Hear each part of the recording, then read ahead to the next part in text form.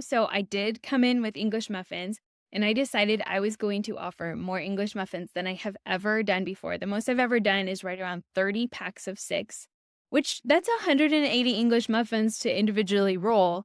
And I always make a few extras because I always end up with a few that are too crispy and we keep them for ourselves. But overall, between pre-orders and the extras that I brought just for retail grab and go, which sold out in the first like 20 minutes, I offered over 40, I think it was 42 packs of 6 English muffins. Hello and welcome to another episode of the Breadwinner Podcast. I'm your host, Caroline, and I'm here as always to talk all things sourdough microbakery.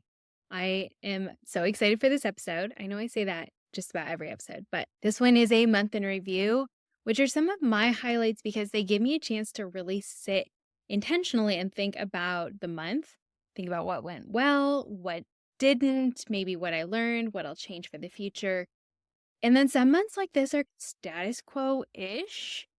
And so I'll still walk through it and let you know what I observed, what I'm looking forward to, what I learned, and what else is happening amidst microbakery things because I am doing a lot these days and it's fun and exciting. So I'm going to bring you into that a little bit. In February in review, in that episode, I alluded to a big project that I was working on and I didn't have anything concrete. So I said I hoped that I had more to share in this episode. I don't have anything super concrete, but I'll bring you in as much as I can.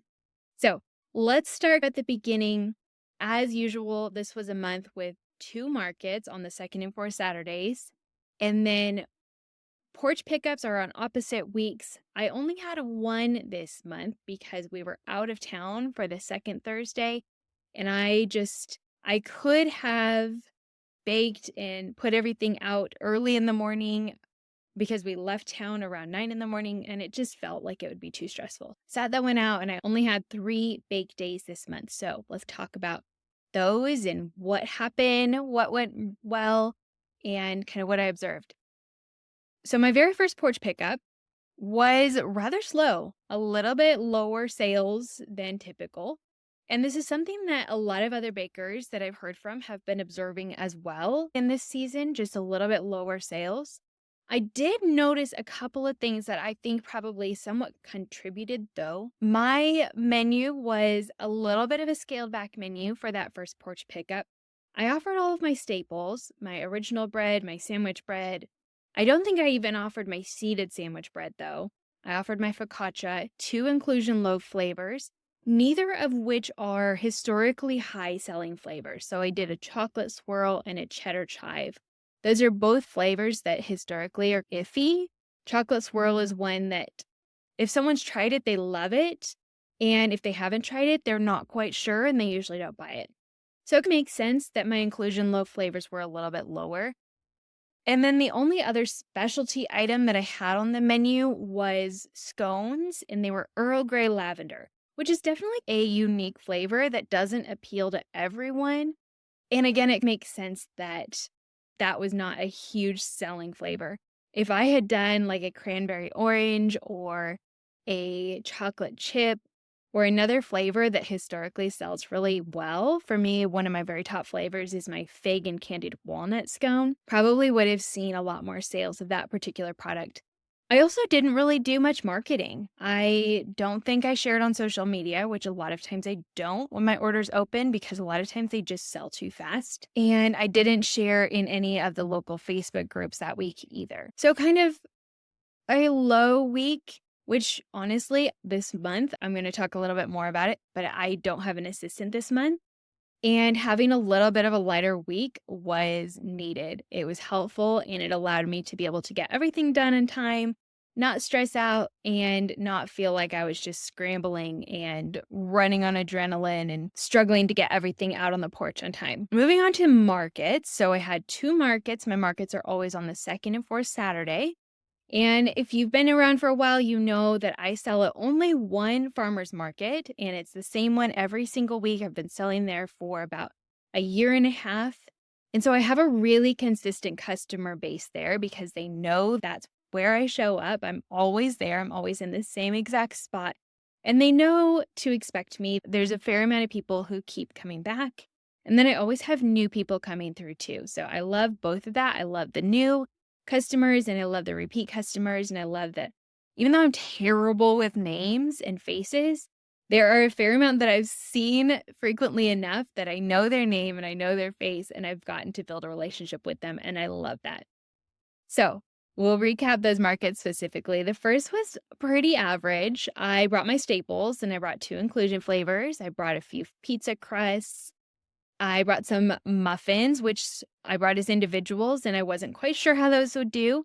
And they all sold, but pretty steadily throughout the day. It wasn't like an instant sellout thing, which honestly I was happy with. And then I brought some individual cinnamon rolls, which I haven't done before, and I was curious to try that out. I had offered cinnamon rolls.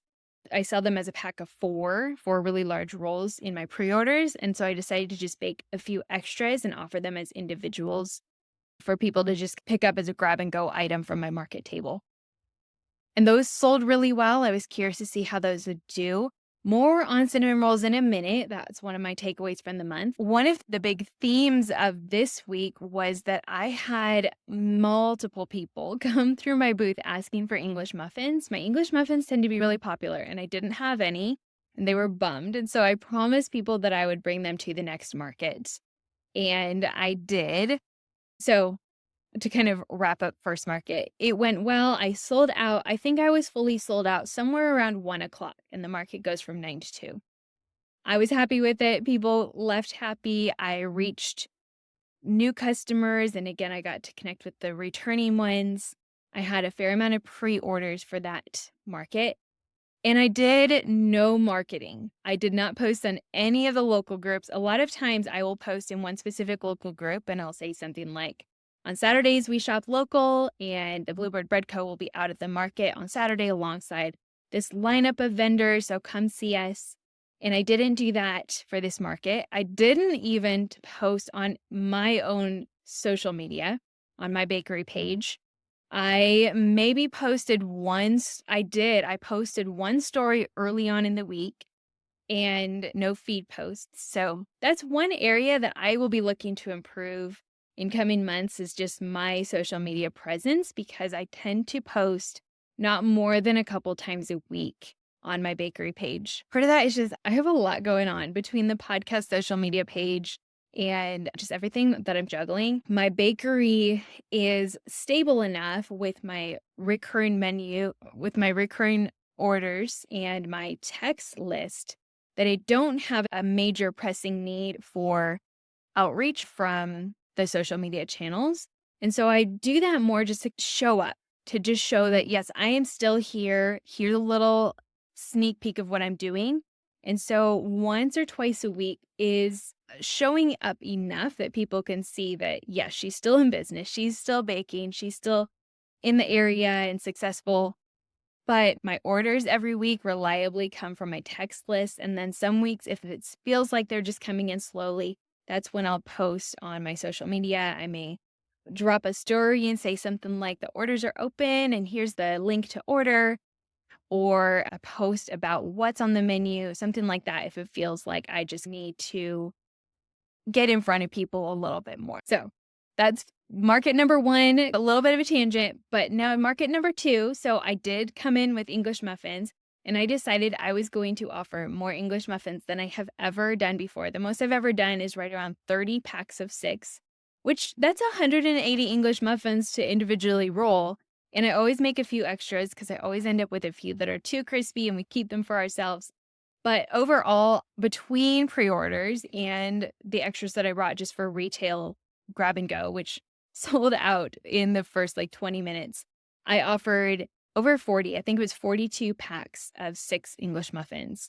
And they just sold so fast, which I love, but also I just can't keep up. And I always feel bad when they go so quickly. So when I do post on social media, I always let people know that the favorite things go fast and encourage them to come out early. Because I just don't love it when people are disappointed. I know it builds the momentum and it is that scarcity really drives the people's desire to come out early. And so it does work. But I don't love selling out so fast. However, it was really nice, and it really does. I love that people love my baked goods so much because I do put so much love into them, and I really believe that they are a great product. And so I am honored and excited to be able to share them with the community. So overall, market number 2, I think I brought more product than I have ever brought before. Packing it all into my Volkswagen Jetta to get to the market was like ultimate Tetris. It was intense. Every single week, it feels like a little bit more between like my tables. I am up to 3 tables now, my tent, all the other things that I need, my bins and baskets and boxes. I wondered if I was going to have to make 2 trips, but ultimately I did it. I was proud of myself. But I brought so much product and I was fully sold out by 12:20. Again, the market ends at 2. So it was encouraging, it was energizing. I had a big ambitious revenue goal for this market and I wanted to break $2,000 between retail sales and pre-orders. And I did. I surpassed it just by a few dollars, not by a huge margin, but I was really pleased and happy with that. And just a testament to showing up over time and building. I didn't start there. I remember starting, I think I hit $300 maybe my very first market. And I remember just that slow build. I remember texting my husband and saying, I think I'm going to hit 500. I think next week I'm going to try for 800. I think next week I'm going to try to be 1,000. And just that slow build. And it's exciting, but also there's a ceiling. I really cannot possibly offer much more than I did this week. So that $2,000 number, unless if I start bringing in product that sell for a higher price, which also looks like making sure that my margins allow for that. But I'm really reaching that capacity. So those are the markets. It went well. I will wrap it up with a bow in a moment, but a couple of notes on March. So I mentioned that I am on my own this month or have been on my own without an assistant. We're in this transition where as I grow, I need someone who's available for more hours, 20 plus hours a week. And so my beloved assistant, we decided that she doesn't have that much time. And so she stepped away to pursue her own goals. And so I have been on my own because honestly, I'm in this season right now where I feel like I'm too busy to take the time to hire, which is something to pay attention to. I'm probably not the only person experiencing that. If I stay in this spot, just buckling down, doing it all by myself because I feel too busy to share the load with someone, that's a dangerous spot. That is going to lead to burnout. If I just am buckling down, white knuckling through, just because I can, does not mean that I should stay in it without help. So April, I am going to absolutely be actively working on hiring an assistant. I have at least one application sitting in my inbox that looks really promising. So I'll update you as that moves along. But if you're in that same spot as me and you're just really operating at your capacity and white knuckling because you don't feel like you have time to bring someone in and show them how to help you, you have to make the time. I'm going to have to make the time. I'm going to have to intentionally decide that this is when I bring someone in and slow down to allow that to happen, because otherwise I'm going to burn out and we can't have that. The other thing, I guess one of the things that has made March more doable is things like prepping ahead. It's really been key. So pre-measuring flour, even pre-measuring water sometimes I've been doing. Getting labels prepped early, mixing up things like cinnamon roll glaze. Sometimes that comes together so fast that I don't think about doing it early. But when I do it early, it just makes prep day, bake day that much easier. Like I've mentioned, I have some other major projects going on at the same time. And so I'm giving myself grace. But overall, I felt good. I felt like March had a healthy rhythm where my sleep took a little bit of a hit, a little bit more than I was happy with, but not significantly. I felt like my revenue, I was hitting the target that I would like to, and also moving the needle on my other projects.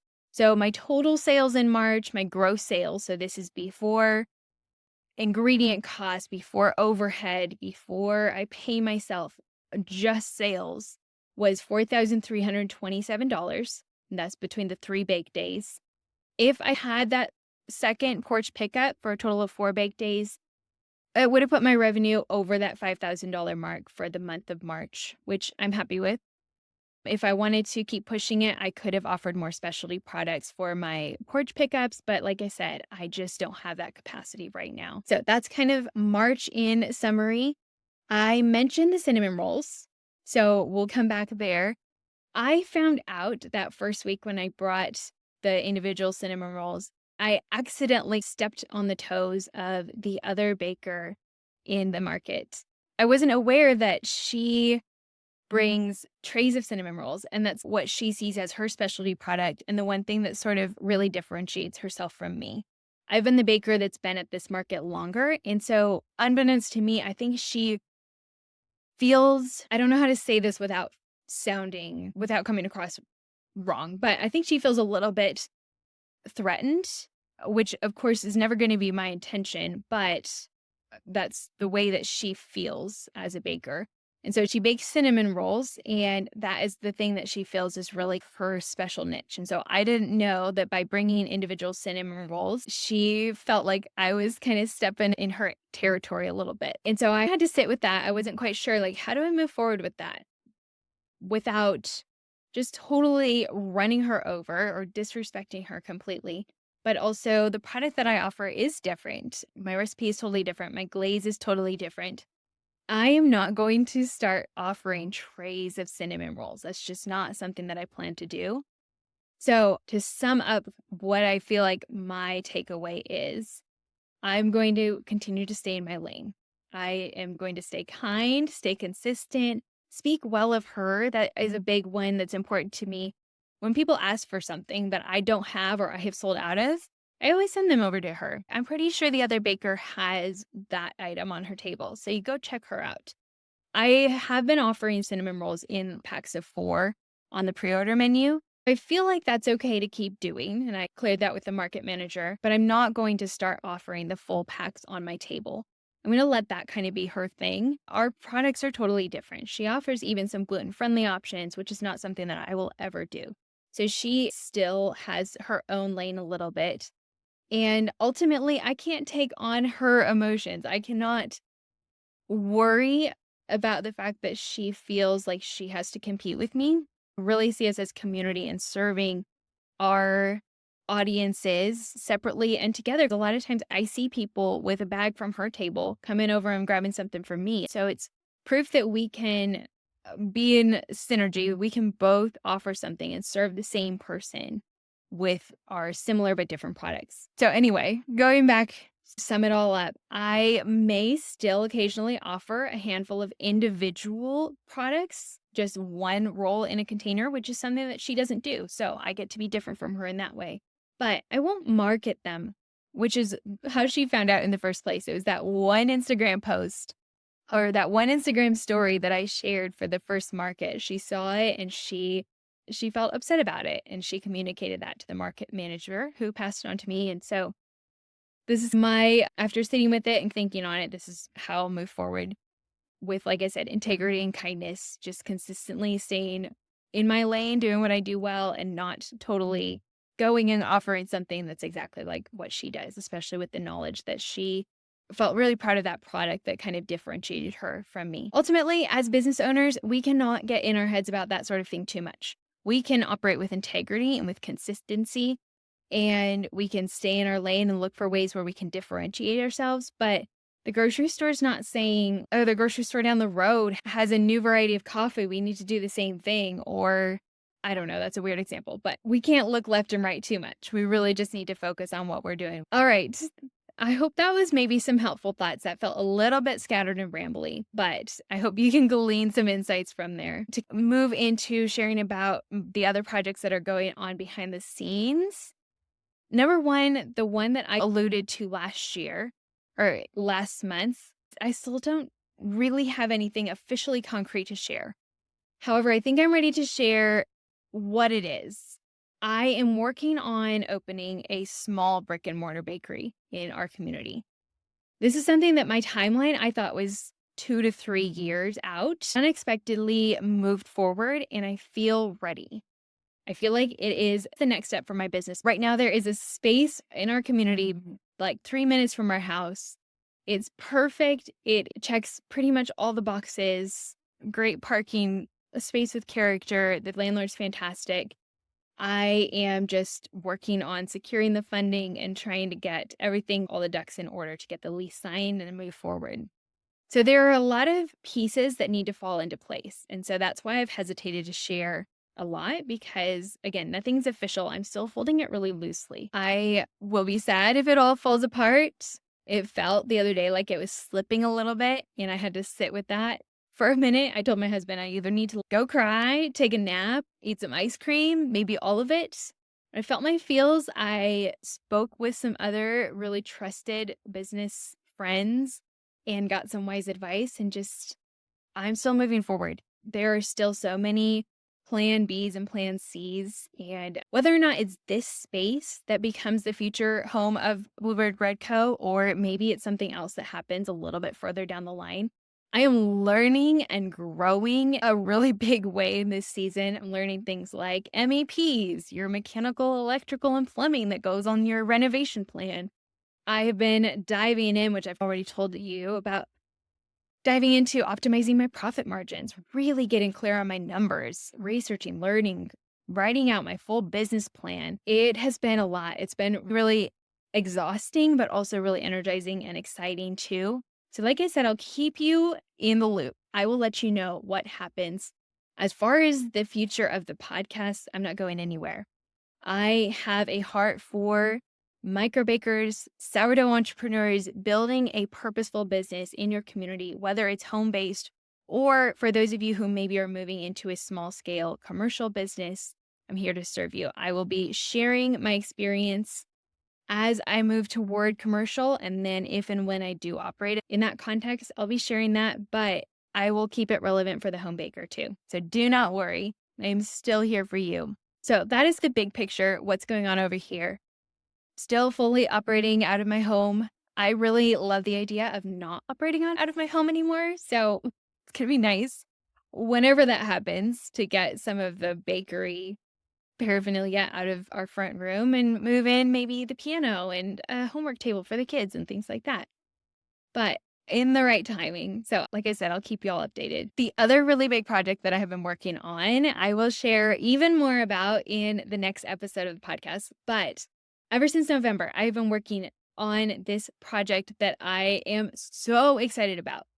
So, tomorrow, the registration will officially open for the first annual Breadwinner Summit. This is a completely online event open for sourdough entrepreneurs, whether you have already started your business, you want to get started, you're operating at a full-time capacity, you want to be operating at a full-time capacity, or you're somewhere in the middle. We have speakers, sessions, topics that are relevant for everyone. This is the resource that I wish I would have had when I was getting started, but also in the process of recording sessions with speakers and putting it all together, I have been learning so much. So, regardless of where you are in the timeline of your bakery, this event is going to be so powerful for you. So, it's 2 days, April 14th and 15th. We have over 15 speakers. We have over 20 sessions, some fabulous sponsors, a wide range of topics. This is not generic business advice. The beauty of this event is that it's not generic. It is specific to sourdough businesses. So we can go and participate in online business summits, listen to podcasts, things like that. But a lot of them are really generic and we have to glean the bits and pieces that serve us. But this is sourdough specific and I am so excited. Like I said, will be sharing even more in the future podcast episodes. But if you are on my email list, and I'll put a link down in the show notes to make sure that you are on that list, you'll get an email tomorrow announcing this, where you can sign up, grab your free ticket, or you can upgrade your ticket and get some bonuses, get long-term access to the recordings, and just be able to grow and learn from it all at your own pace. It feels surreal that it's finally here because November, when I first started planning, April felt so far away and we are finally here. So, like I said, registration opens tomorrow, April 1st. You will be hearing more from me. I will be sharing a little bit more about what the speakers are talking about, how you can get the most out of the event, and that is coming. So, if you want to get an email tomorrow and you're not already getting my emails, go ahead and put your name on the list down below. All right. So to sum it up, wrap it all up and tie it with a bow, looking forward to April. I am hopefully going to make something official with the bakery or just have a little bit more closure if it's not moving forward or have a lease signed. We will see. I will let you know. I will be launching and hosting the summit. I'll be showing up so much in the first 2 weeks of April. And then I'm going to take a rest. Whether that's taking a week or two off of podcasting, I haven't decided for sure, but I will definitely step back a little bit because I've been in just go mode for a long time and I need to just honor my need to step back a little bit. I will still do 2 porch pickups and 2 markets, and also Easter is thrown in there. Not going to do a huge specialty menu. I have a customer who's been asking for challah, and she asks pretty much every time she sees me if I can do it again for Easter. So I will offer challah, probably not a huge quantity of it, but I do love making it. And so I'm excited to put that on the menu again. And then the next, and probably one of the most important things that I'll be doing in April is trying to hire a fantastic assistant to be my right-hand man and help share the load right now. Because like I said, if I keep operating close to my capacity without bringing someone else in, I either need to scale back, which I don't really want to do, or I need to share the load. We are, like I always say, all about burnout-proof businesses here, and that is just one of the many factors that goes into it. So big things happening, really exciting. I am thrilled to bring you in and invite you to the summit. Like I said, the registration opens tomorrow. It is free to join. It is free to participate, listen to all the summit sessions on April 14th and 15th. But again, if you want to upgrade your ticket, you'll have that opportunity to do so also. Wrapping it all up, thank you for spending some time with me, recapping the month of March. It was a good one. I learned and grew, and I'm excited to see what's coming next. And I'm so glad that y'all are along with me. I will be back very soon with another episode, as always. But until then, happy baking.